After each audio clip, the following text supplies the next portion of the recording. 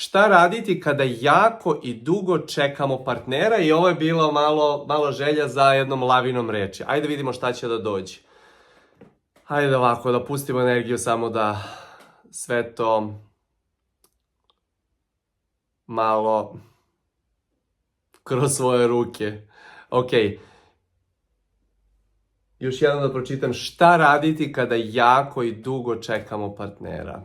Prvo, oslobađanje te jačine. I podsjetnik da je jačina doprinela lansiranju te želje.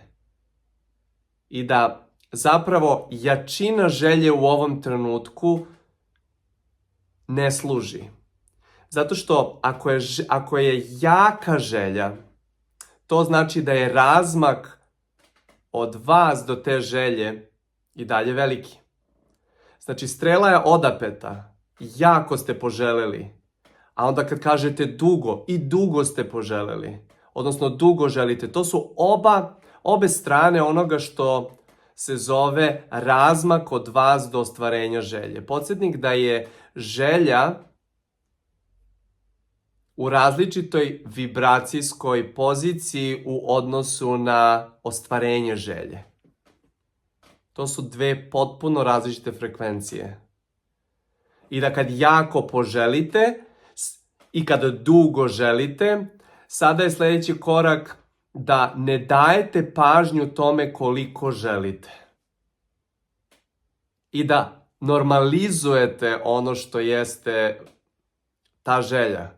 Normalizacija, da to što ste jako poželeli i dugo želeli, sada postane potpuno normalno i prirodno.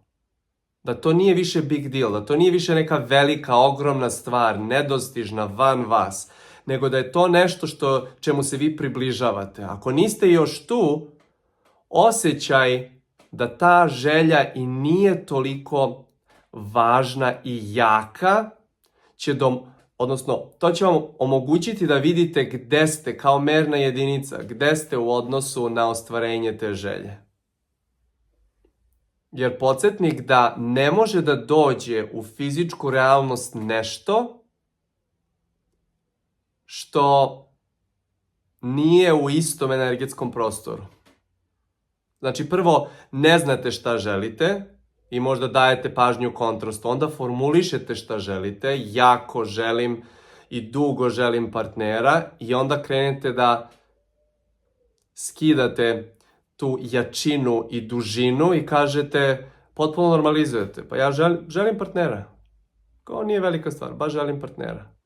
I u tom osjećaju da je dovoljno samo da želite, da ne morate da ubacujete moranje i trebanje. To moranje i trebanje služi da se aktivira ta jaka želja.